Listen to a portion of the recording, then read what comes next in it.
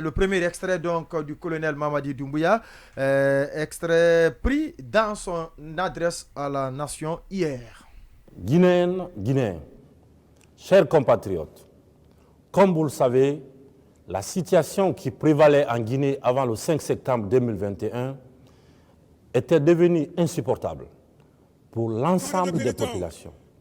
La situation de notre pays était caractérisée par la corruption généralisée, la dilapidation des deniers publics, la politisation des services publics, le laisser-aller dans l'administration, la baisse du niveau des systèmes éducatifs et sanitaires, une pauvreté endémique, l'accaparement des richesses par une minorité d'individus, ainsi que le communautarisme exacerbé.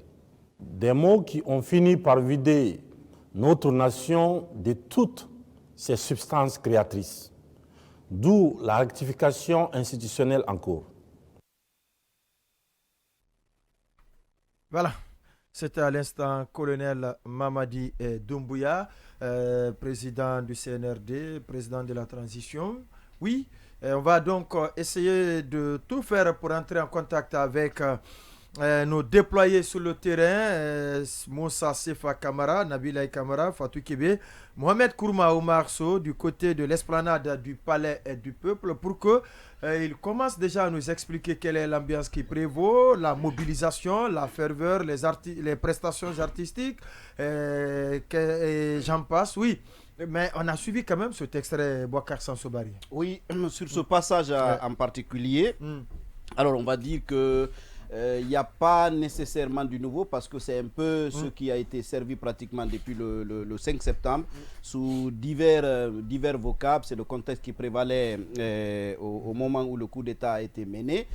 Maintenant, la question a toujours été posée.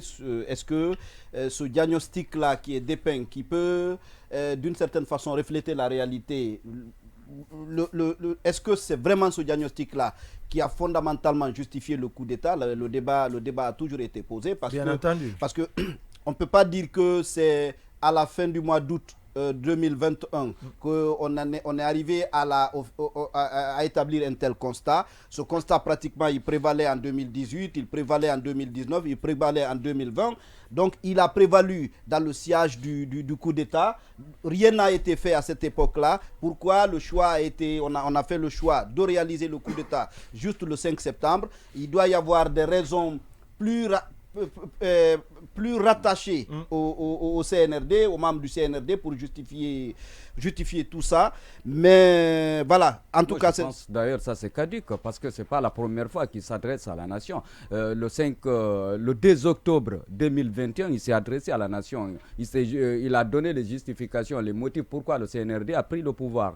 Un an après, je pense que la donne doit évoluer. La donne doit évoluer. Il ne doit plus revenir sur ça encore. Les raisons, les motivations du CNRD de prendre le pouvoir, ça c'est caduque, c'est ancien. Moi, je ne trouve pas ça important dans son discours. Même le discours qu'on a regardé là, je ne suis pas spécialiste des images, mais moi je trouve que l'adresse à la nation du président de la transition, le drapeau devrait être tout près de lui. Ouais. Mais le décor, je vois le drapeau trop éloigné. Ouais. Le drapeau est écrasé. Écrasé, à mon avis, avant tout, c'est le 2 octobre. Et quand on dit le drapeau, c'est un symbole fort. C'est le tout premier symbole. Le tout premier symbole de la République. Dans les conditions normales, le rouge jaune vert devrait être très proche, en valeur, très proche du président de la transition. Ouais.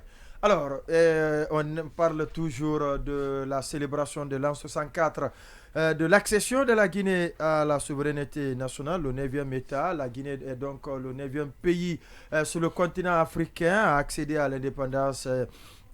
Une accession tout à fait particulière puisque la Guinée a été le tout premier à quitter la communauté française, ce qui a d'ailleurs ouvert la voie 2 ans après aux autres pays d'accéder à l'indépendance. Oui, c'est quoi qui est. Alors, je voulais dire qu'au-delà de tout ce qui a été dit depuis le début de cette émission, il y a un aspect qui me paraît essentiel. On a comme l'impression que ceux qui ont été les pionniers ne sont pas, si vous voulez, honorés. Quand je dis honorés, je veux dire que on ne fait pas justement que ce soit de leur héritage, que ce soit en tout cas des actes qui pourraient faire de ces personnes-là des symboles à vie. On ne le fait pas, on communique d'ailleurs moins sur ces personnes-là. Lorsque vous prononcez le nom de Saïfoulaye Diallo aujourd'hui, ou bien vous parlez de Adja Mafori Bangoura, la nouvelle génération pratiquement, on n'a pas assez d'informations sur ces personnes parce qu'il y a moins de monuments qui portent leur nom. Il y a le collège Saïfoulaye Diallo à Bessiaport. Justement, en fait, ça existe, mais je dis moins. Parce que même ces noms, lorsque vous demandez certains élèves, ils ne savent même pas pourquoi ce nom. Ils vont même penser que c'est peut-être le parent à leur fondateur. On ne communique pas souvent sur ces personnes-là. Il y a leur famille, il y a leurs parents, il y a leur domicile, il y a des traces et tout. On n'a pas un mécanisme nous permettant d'amener la nouvelle génération à mieux connaître ces personnes-là.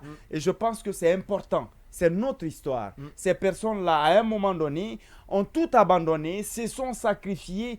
On se rappelle de cette milice que la dame Adja Mafori Bangoura a eu à créer uniquement pour aider le pays à accéder à l'indépendance, à vendre les habits, appeler des femmes, à vendre leurs bijoux les plus chers pour accompagner leur mari dans la lutte lors de l'indépendance. Pour la première fois, ce qu'on a appelé... Les images du président. Pour la première fois, ce qu'on a appelé la guerre de sexe. Dans une touffe de béret rouge.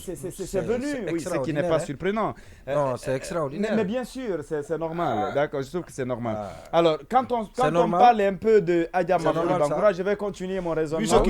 Vu ce qui prévaut dans la c'est une junte quand même.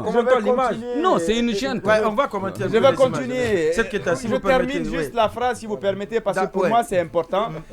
Pour la première fois, on a parlé de grève de sexe. Pour ceux qui ne maîtrisent pas un peu, de l'arrivée du président à la place des martyrs, je crois. Alors, je veux dire, pour ceux qui ne maîtrisent pas un peu cette histoire, on se rappelle, il faut quand même, c'est le moment de leur rendre hommage. Cette dame, pour la première fois, a initié ce qu'on a appelé la grève de sexe. On va partir à la régie, avec la régie. Voilà, allez-y. Donc, la priorité est donnée donc à la régie.